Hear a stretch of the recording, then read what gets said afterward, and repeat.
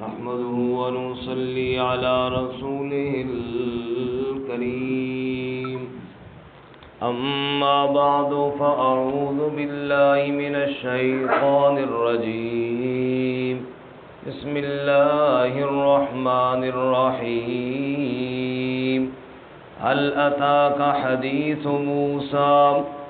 إذ ناداه ربه بالواد المقدس طوى اذهب إلى فرعون إنه طغى فقل هل لك إلى أن تزكى وأهديك إلى ربك فتخشى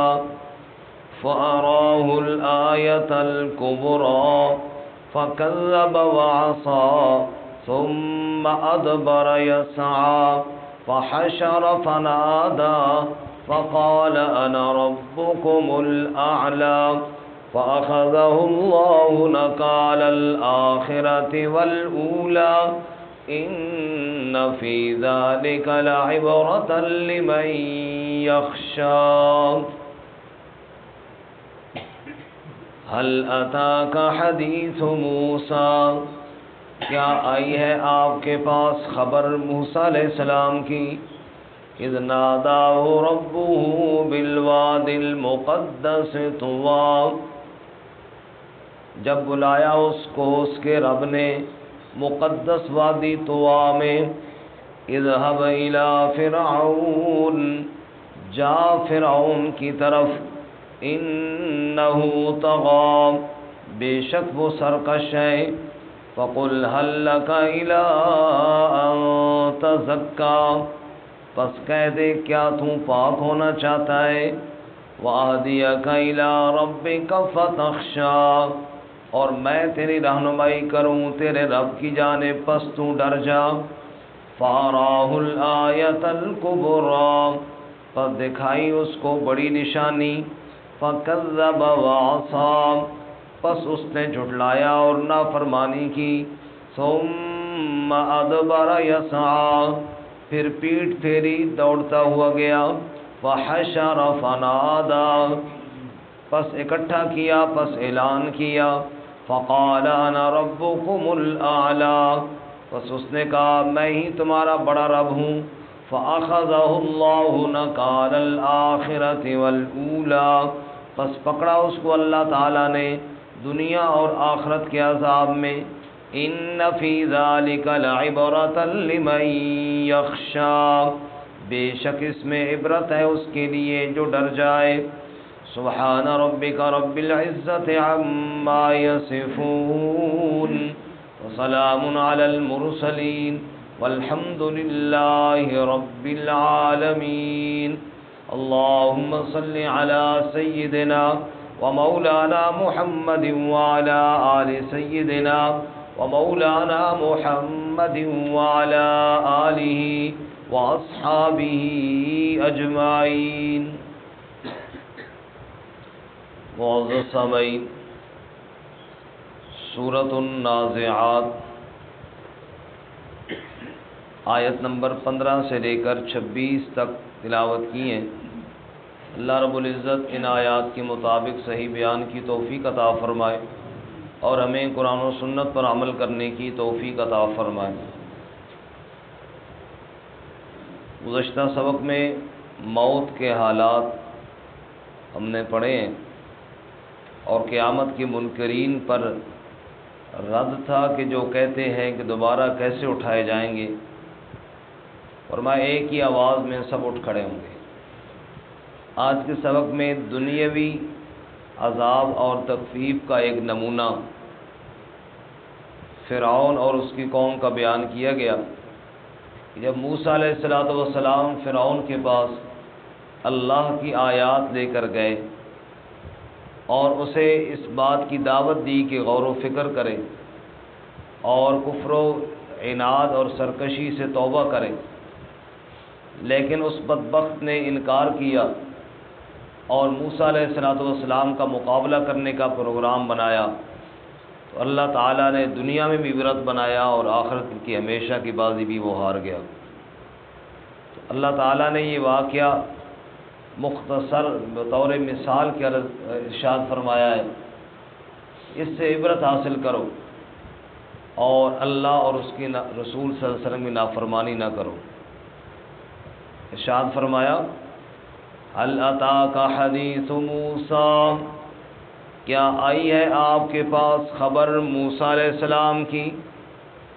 اذ ناداہ ربہ بالوادی المقدس طویٰ، جب موسیٰ علیہ السلام کو ان کے رب نے پکارا مقدس وادی طویٰ میں، طور کے ساتھ جو وادی ہے طویٰ، وہاں موسیٰ علیہ السلام تھے، اور واقعہ ہم پہلے کئی بار پڑھ چکے ہیں۔ موسیٰ علیہ السلام مدین سے واپس آ رہے ہیں، رات کا وقت تھا، گھر والی بھی ساتھ تھی، اور موسیٰ علیہ السلام جنگل میں راستہ بھول گئے تھے، سخت سردی کا موسم تھا۔ موسیٰ علیہ السلام کو آگ دکھائی دی، موسیٰ علیہ السلام نے گھر والوں سے فرمایا آپ ادھر ٹھہرے، میں وہاں آگ لے کر آؤں، چلو کوئی بندہ ہوا تو راستہ معلوم کر لیں گے، یا کم از کم تپش کا ذریعہ ہو جائے گا۔ حضرت موسیٰ علیہ السلام وہاں گئے تو وہاں آگ کی تجلیاں نہیں تھیں، وہ تو رب کے نور کی تجلیاں تھیں۔ وہاں سے آواز آئی اے موسیٰ میں تیرا رب بول رہا ہوں۔ بعض دفعہ بندہ یہ بات سوچتا ہے تو حیران ہو جاتا ہے کہ اس وقت موسیٰ علیہ السلام کی کیفیت کیا ہوئی ہوگی کہ جب وہ آگ لینے کے لیے گئے اور ڈائریکٹ رب سے ہم کلام ہو گئے۔ اور اس سے یہ مسئلہ بھی کتنا واضح ہوتا ہے کہ نبوت انسان کو اپنی محنت اور کوشش سے نہیں ملتی، وہ اللہ کی عطا ہے، جس کو چاہے عطا فرما دے۔ موسیٰ علیہ السلام تو آگ لینے کے لیے گئے تھے، اللہ نے نبوت عطا فرما دی۔ فرمایا هل اتاک حدیث موسیٰ، کیا آئی ہے آپ کے پاس موسیٰ علیہ السلام کی خبر، اذ ناداہ ربہ بالوادی المقدس طویٰ، جب اس کو اس کے رب نے مقدس وادی یعنی طویٰ میں پکارا، اور رب نے فرمایا اذهب الی فرعون، موسیٰ تو فرعون کی جانب جا، انہ طغیٰ، بے شک وہ سرکش ہو گیا ہے، باغی ہو گیا ہے، فقل، پس جا کر اسے کہے، هل لک الی ان تزکی، کیا تو پاک ہونا چاہتا ہے؟ لفظی معنی کیا تیرے لیے توجہ ہے کہ اس بات کی طرف کہ تو پاک ہو جائے؟ معلوم ہوا زبردستی نہیں کسی کو مجبور کیا جاتا، پہلے وہ نیت کرے پھر اللہ اس کو ہدایت دے گا۔ یعنی جا کر اس کو کہو کہ کیا تو پاک ہونا چاہتا ہے، یعنی تو پاک ہونے کی نیت کر، پھر اللہ تیری رہنمائی کرے گا۔ اور بندے کی اپنی نیت ہی نہ ہو، ارادہ ہی نہ ہو سیدھے راہ پہ چلنے کا، تو پھر اس طرح زبردستی کھینچ تان کے مجبور کر کے اللہ تعالیٰ نہیں لے کر آ سکتا۔ اللہ تعالیٰ ہم سب کو نیک ارادے نصیب فرمائے، نیک جذبے نصیب فرمائے۔ جب انسان نیکی کا ارادہ کرتا ہے پھر اللہ تعالیٰ رہنمائی اور توفیق بھی عطا فرماتے ہیں۔ فرمایا وَأَهْدِيَكَ إِلَىٰ رَبِّكَ فَتَخْشَىٰ، اور میں تیری رہنمائی کروں گا تیرے رب کی جانب، پس تو ڈر جا۔ یعنی اگر تیرے اندر ارادہ نیکی کا ہے، رہنمائی میں کرتا ہوں، طریقہ تجھے میں بتاتا ہوں رب کو کیسے راضی کیا جاتا ہے۔ فَأَرَاهُ الْآيَةَ الْكُبْرَىٰ، پس اسے بڑی نشانی دکھائی۔ بڑی نشانی عصا، ید بیضاء، لاٹھی پھینکی سانپ بن گیا، ہاتھ نکالا روشن ہو گیا۔ فَكَذَّبَ وَعَصَىٰ، اس بے ایمان نے جھٹلایا اور نافرمانی کی۔ ثُمَّ أَدْبَرَ يَسْعَىٰ، ایک تو یہ ہوتا ہے کہ انکار کرنا، ایک یہ ہوتا ہے اس کو روکنے کی پوری کوشش کرنا۔ انکار تو کیا ہی کیا،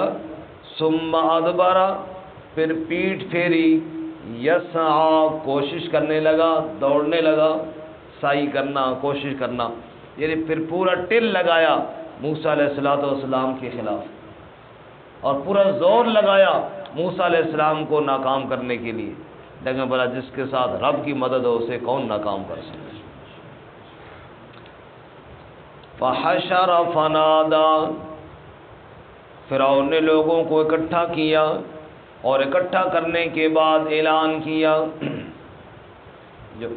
مینڈک پھر رہی ہے نا، یہ صرف سوئے ہوئے کو جگانے کے لیے پھر رہی ہے، وہ بھی دیکھ کر اسی بندے کے پاس جاتی ہے جو سویا ہوا ہے۔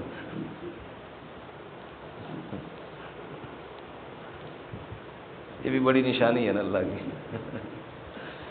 فرمایا فحشر فنادا، فرعون نے لوگوں کو اکٹھا کیا اور اکٹھا کرنے کے بعد اعلان کیا، فقال انا ربکم الاعلی، اس بدبخت نے کہا میں ہی تمہارا سب سے بڑا رب ہوں۔ نعوذ باللہ۔ 25ویں پارے میں ہے کہ فرعون نے جب لوگوں کو اکٹھا کیا نا، تو ایک تو یہ بات کی جو یہاں پہ ہے کہ میں ہی بڑا رب ہوں، اور ایک اور بات وہاں کی کہ لگا یا قوم الیس لی ملک مصر وہذہ الانہار تجری من تحتی، یہ اتنا بڑا ملک مصر، میں اکیلا اس کا بادشاہ ہوں، یہ نہریں بہہ رہی ہیں، یہ دریا بہہ رہے ہیں، انڈیا والوں کی طرح، مودی کی طرح۔ فرعون نے یہ کہا تھا دریا بہہ رہے ہیں، انہوں نے کہا یہ نہریں بہہ رہی ہیں، یہ دریا بہہ رہے ہیں، یہ سب کچھ میرا ہے، میں اس کا اکیلا بادشاہ ہوں۔ اور اگلی بات ام انا خیر من ھذا الذی هو مہین ولا یکاد یبین، میں بہتر ہوں یا موسیٰ بہتر ہے جس کے پاس کچھ بھی نہیں ہے، وہ صحیح طرح سے بول بھی نہیں سکتا، اور میں ملک کا بادشاہ بھی ہوں۔ اللہ فرماتے ہیں کائنات کے اندر ملک کو دیکھ کر غرور کرنے والے تو مت سمجھ کہ تو بادشاہ ہے، پوری کائنات کا صرف اللہ ہی مالک ہے۔ حقیقی بادشاہ کون ہے بولو؟ فقال انا ربکم الاعلی، فرعون نے کہا میں سب سے بلند اور سب سے بڑا رب ہوں، چونکہ